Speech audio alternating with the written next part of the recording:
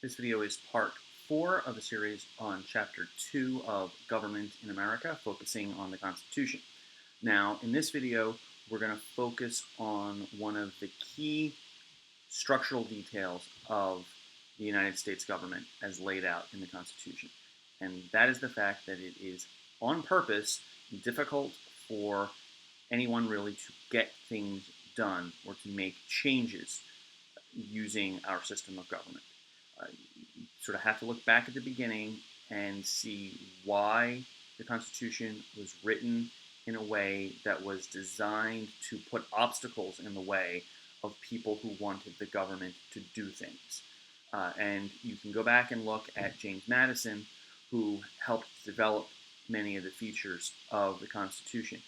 One of his largest fears was that some one person or some group of people would somehow get control of the United States government and all of the power that the government would have, and then use it to make things better for themselves while at the same time hurting the country or hurting the rights of the people.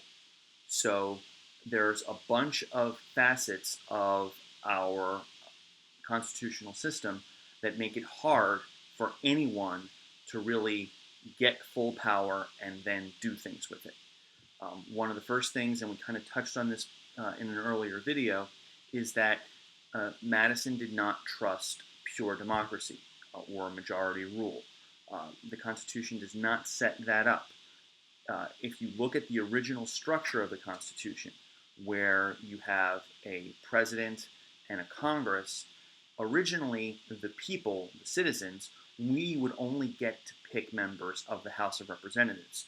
We would not get to pick the senators, and we would not get to pick the president. So if we, the citizens, are not picking the president or the senators, who is? The answer in many cases is the state legislatures. And remember, this gets us back to the earlier idea that the states wanted to keep power for themselves and looked at themselves as being kind of little independent mini nations within the larger United States. So the idea was the government of Pennsylvania would be responsible for selecting Pennsylvania's representatives to the national government, Pennsylvania's senators. The state legislature was also in charge of deciding who would be in the Electoral College, which is the group that actually does select the President of the United States.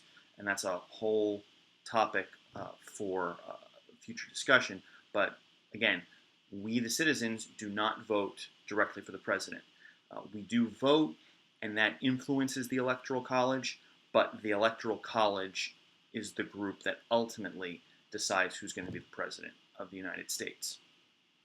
So you've got the state legislature, the state government, having a lot of say over who's going to be in the national government. Then you get one step further. You get judges, the people who decide whether someone's broken the law or not. The judges are even further separated from the people, okay? We don't get to select or elect judges. Rather, the president suggests people, nominates people, and then the Senate has to approve them. So just think about this, okay? The president, who the citizens didn't vote for, picks somebody to be a judge, and then the Senate, who originally the citizens also didn't vote for, gets to decide whether that person is a judge or not, and then that judge gets to be a judge pretty much for life, deciding whether or not the laws have been broken or not. That's one way that the constitutional system separates the citizens from the power and makes it harder for things to get done. Okay?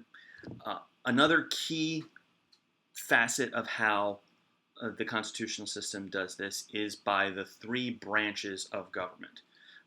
Our system splits power in a number of ways, and it creates separate groups that interact a little bit, but are also designed to be independent and sort of doing their own thing.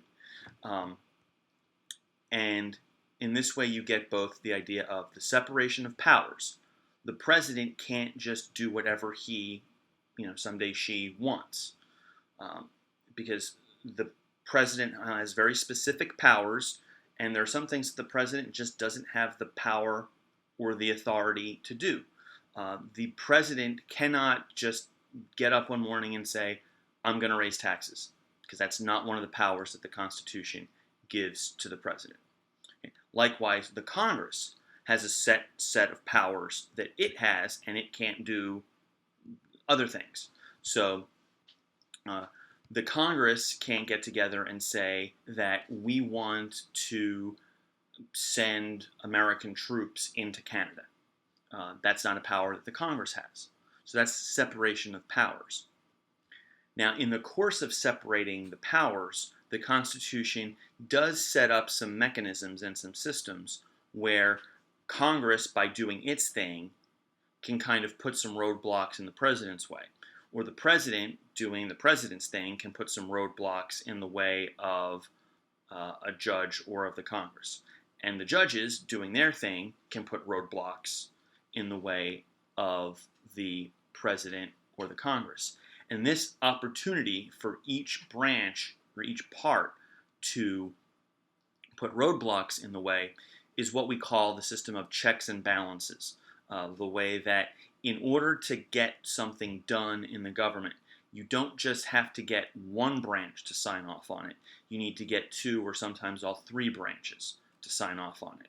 And when you look at specific policies and specific things that the United States government has done, you can look and see, well, here's where the president got involved, here's where the Congress got involved, and here's where the Supreme Court got involved. And at any point, one of those has the opportunity to trip up the other ones. So when we talk about the three branches of government, what are those three branches specifically? In the order that they're listed in the Constitution, they are the legislative branch, what we call the Congress, the House of Representatives, and the Senate. The legislative branch actually writes the laws. It actually says, here is what is in the rules. Okay? So going back to the taxes example, if we want to have an income tax and we want to charge people 15% of their income, Congress writes a law that says we're going to tax people. Okay? Now, once they write the law, somebody actually has to go out and do it. Somebody has to go collect all those taxes. That's where the executive branch comes in. The executive is someone who executes or carries out a law or a rule. So the executive is the part that actually figures out how to get this thing done. The president is the chief executive in the United States. So once that tax law gets written, the president actually has to, working with the people who work for the president, go send people out to collect that tax money. So that's where the IRS comes in. That's part of the executive branch that goes and does what the law tells them to do. And then finally, you have the judicial branch, which has to check and make sure that the other two branches are doing their jobs correctly. And then when specific cases come up, the judicial branch interprets the law and interprets the situation to figure out what the right thing to do is. That's our Supreme Court. Now, one of the recent examples of this is the idea of clean air and protecting the environment. Congress wrote a law called the Clean Air Act, which sets certain rules for what the national government is supposed to do to try to keep the air clean. President Obama, working with the Environmental Protection Agency, has over the last couple of years said, okay, the law tells us that we've got to protect the environment and keep the air clean. Here's specifically how we're going to do this. Power companies, you have to do this. States, you have to do that. We're going to try and set up more solar. We're going to try and set up more wind. We're going to try and do less coal. So those are the rules. They actually try and carry out the law. And then when people don't like the way that President Obama has tried to carry out the law. They go to the Supreme Court and they say, hey, wait a minute, um, you know, the president, the executive branch isn't doing this right, okay? So, you've got to kind of put them in their place and tell them to roll some of these rules back. And this is a tug of war that has been going on really throughout President Obama's term, and presidents and Congresses and Supreme Courts go through this a lot over time.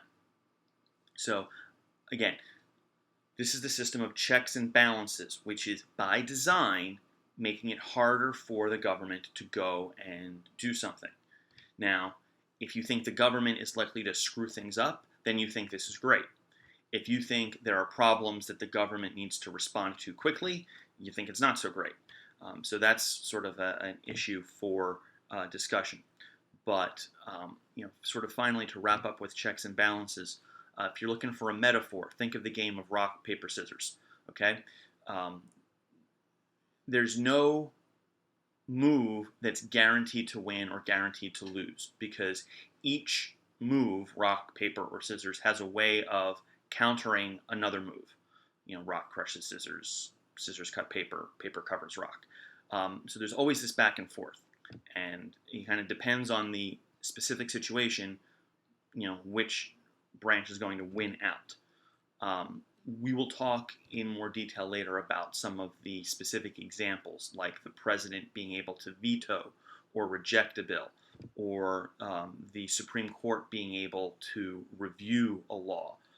These are all some of the specific ways that one branch keeps the other branch in check. So that's a key aspect of the constitutional system, the separation of powers and checks and balances. So until the next, which should be final video in Chapter 2, I leave you with these questions for further thought.